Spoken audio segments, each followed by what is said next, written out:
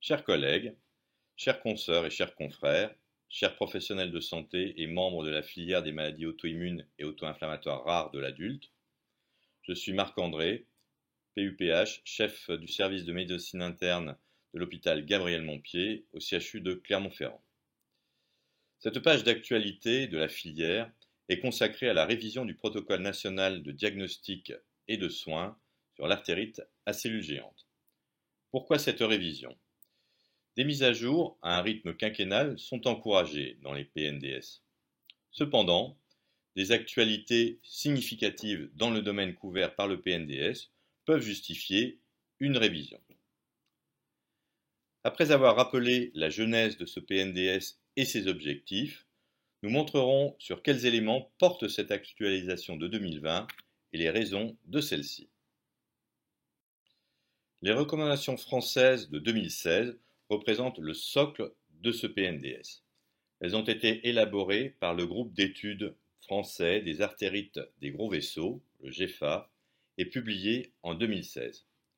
Depuis le début, ces travaux se sont déroulés sous l'égide de la filière FAI2R. Entre 2014 et 2016, des membres du GEFA ont élaboré une méthode de sélection des sujets d'intérêt avec leurs objectifs dans le domaine de l'artérite à cellules géantes et ont rédigé ces sujets dont la formulation devait retenir, in fine, un niveau d'approbation suffisant. 15 sujets ont été retenus, allant de la terminologie au traitement, en passant par les éléments du diagnostic. Le groupe s'est ensuite remis au travail, dès la publication des recommandations françaises, pour confectionner le PNDS sur l'artérite à cellules géantes.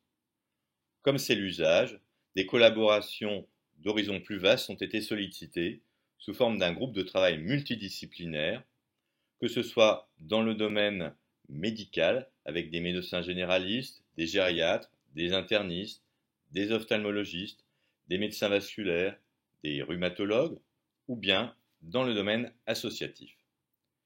L'exercice était un peu différent de celui des recommandations, puisqu'il s'agit d'un outil qui est destiné à l'ensemble des professionnels de santé, médecins ou non, spécialistes en médecine générale ou dans d'autres spécialités dont le domaine d'exercice et d'expertise inclut l'artérite à cellules géantes, et qui doit donner un état des lieux sur la prise en charge de l'artérite à cellules géantes sans se prétendre toutefois exhaustif.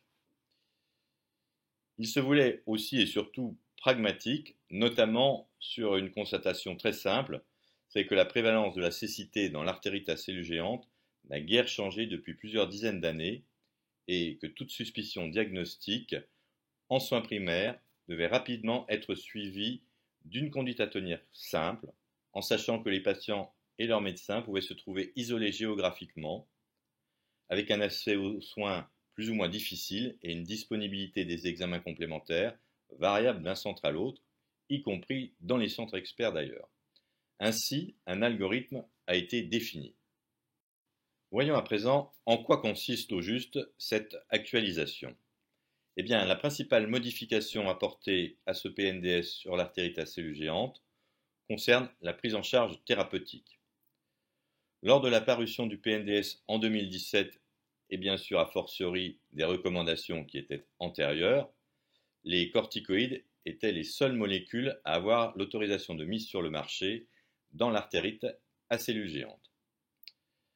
La biothérapie ayant le profil le plus intéressant et pour laquelle il existait quelques données à l'époque, allant au-delà de case report dans la littérature, était le tocilizumab, qui est un inhibiteur de l'IL-6 qui salue au récepteur soluble et au récepteur membranaire de l'interleukine 6. Certes, la molécule apparaît d'ores et déjà dans le PNDS initial, mais l'étude GIACTA, une étude prospective randomisée de plus grande ampleur, n'était pas encore parue puisqu'elle n'avait été présentée que sous forme de communication orale en novembre 2016 à l'American College of Rheumatology.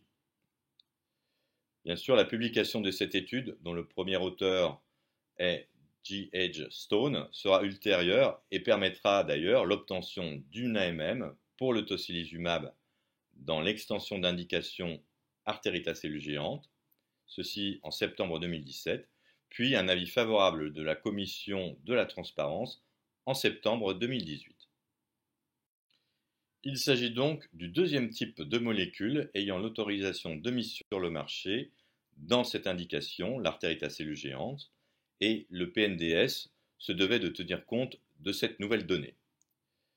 Brièvement, cette étude a comparé dans sa phase initiale les patients randomisés dans 4 bras, 2 avec une corticothérapie dégressive en 26 ou 52 semaines plus placebo, et 2 sous prednisone dégressive en 26 semaines, plus tocilizumab 162 mg en sous-cutané, une fois par semaine ou toutes les 2 semaines.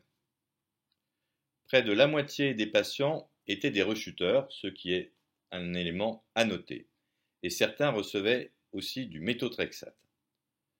Le taux de rémission sous tocilizumab était significativement supérieur par rapport au placebo. On rappellera que la rémission biologique n'est pas bien évaluable sur le paramètre de la CRP, qui est particulièrement bloqué par l'anti-IL-6, et que la surveillance biologique inflammatoire est plus délicate sous tocilizumab.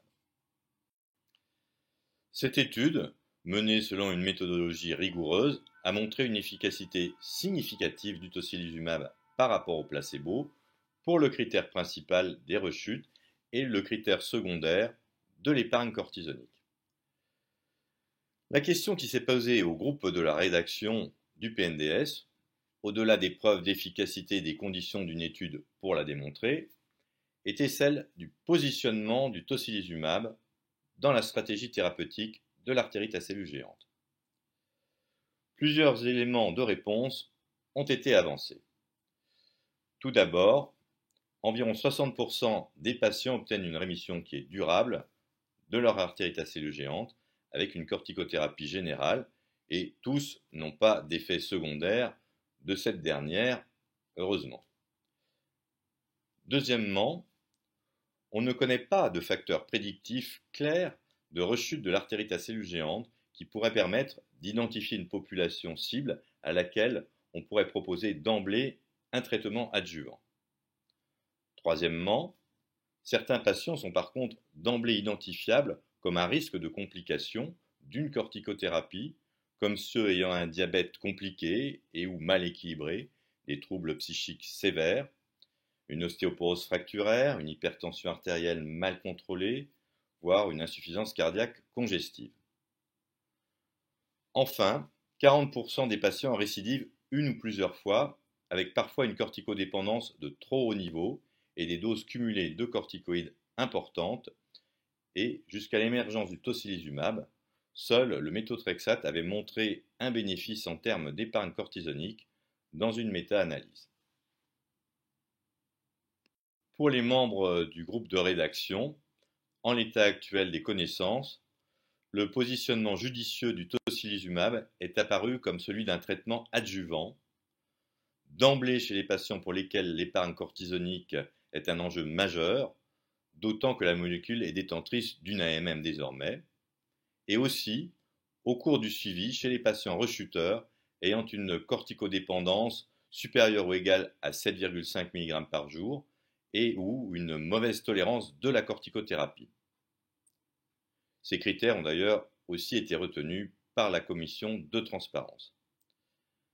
Autre point, la durée du traitement a été fixée à 12 mois en l'absence de rechute, ce qui correspond aux conditions de l'étude GIACTA pour le tocilizumab.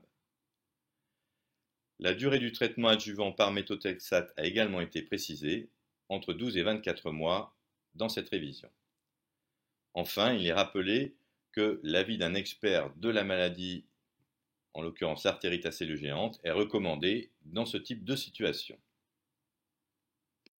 En conclusion, le tocilizumab s'est fait une place plus affirmée dans la prise en charge thérapeutique de l'artérite à cellules géantes, avec l'étude GIACTA d'une part et l'obtention d'une AMM d'autre part, en plus des retours après une utilisation plus large de ce produit. Il faut évidemment suivre les modalités de surveillance propres à ce type de traitement.